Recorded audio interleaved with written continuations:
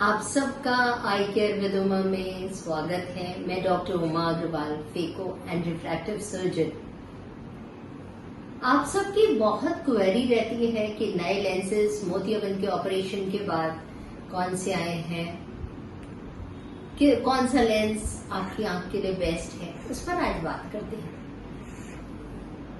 इतना एडवांसमेंट है टेक्नोलॉजी में और लाइफस्टाइल सबका इतना चेंज हो गया है कि सब चाहते हैं कि मोतियाबिंद के ऑपरेशन के बाद वैसी ही रोशनी रहे जैसे एक यंग आदमी में होती है। दूसरा एक बहुत बड़ा रीजन है, मोतियाबिंद आजकल कम उम्र में बनने लगा है और मोतियाबिंद जब पूरा पका नहीं होता है तभी उसका ऑपरेशन भी किया जाने लगा है, क्योंकि ज्यादा पकने का इंतजार तब किया जाता था जब हमें मोतिया दिखता ही नहीं था। जब वो सफेद हो जाता था तब दिखता था और तब ऑपरेशन करते थे।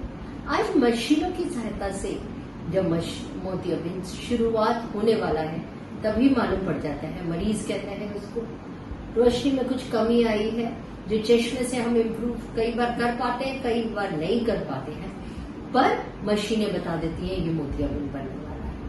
तो जिन लोगों का बहुत एक्टिव लाइफस्टाइल है उनको लगता है ऑपरेशन कराने तो बेहतर हो जाएगी रोशनी, पर मोतियाबिंद जब निकाला जाएगा जिसमें ऑलरेडी जिसकी पावर आंख के अंदर +17 होती है, इसको निकालने के बाद दूसरे लेंस की जरूरत पड़ेगी ही पड़ेगी। अब कौन सा लेंस लगवाना चाहिए? बहुत तरह के लेंसेज अवेलेबल हैं। शुरुआत हुई मोनोफोकल लेंस से। मोनोफोकल लेंस मतलब केवल दूर का दिखाएगा, मतलब एक डिस्टेंस दिखाएगा वो लेंस।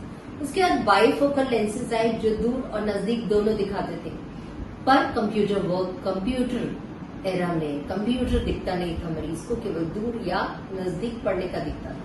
उसके बाद बात आई ट्राईफोकल लेंसेज की, जिसमें दूर मतलब ड्राइविंग, इंटरमीडिएट मतलब कंप्यूटर, नियर मतलब मोबाइल रीडिंग वर्क सब दिखना चाहिए, ये लेंसेज आए।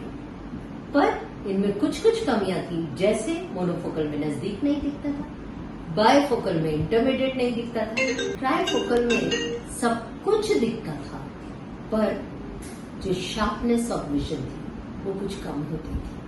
तो अब क्या करना था? इस शार्पनेस को बरकरार रखने के लिए नए लेंसेज आए जिन्हें इडॉफ लेंसेज कहते हैं, एक्सटेंडेड डेप्थ ऑफ फोकस, जो दूर का दिखाते हैं पर डेप्थ ऑफ फोकस ज्यादा है तो इंटरमीडिएट मतलब कंप्यूटर वर्क भी दिखाते हैं, और कुछ ऐसे लेंसेज भी हैं जो नजदीक भी दिखाते हैं। इस तरह का जो पहला लेंस था वो जॉनसन एंड जॉनसन ने जो बनाया उसमें एक्सटेंडेड डेप्थ था, मतलब कि डिस्टेंस के साथ इंटरमीडिएट भी दिखता था, कंप्यूटर वर्क भी दिखता था। ये वो लेंसेज आए और इनको हम एनहेंस्ड मोनोफोकल्स कहते थे, जिनमें दूर के साथ इंटरमीडिएट भी दिखता था।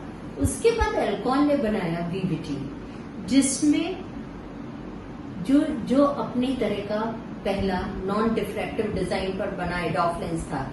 इसमें डिस्टेंस इंटरमीडिएट के साथ एडवांटेज नियर विजन का भी होता था, कंट्रास्ट लॉस ऑलमोस्ट निल है, और ये अपनी तरह का एक अलग लेंस है। कॉस्ट एक इश्यू जरूर है।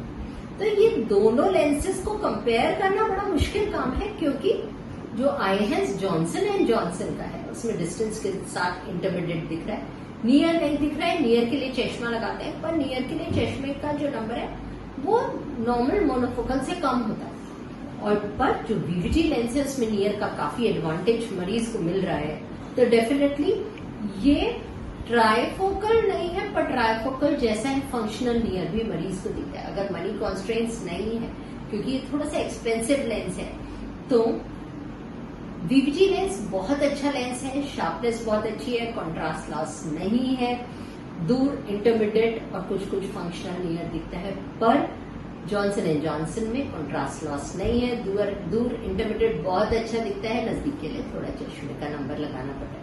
तो it depends on the budget, it depends on the requirement of the patient कि किस लेंस के लिए वो जाना चाहते हैं।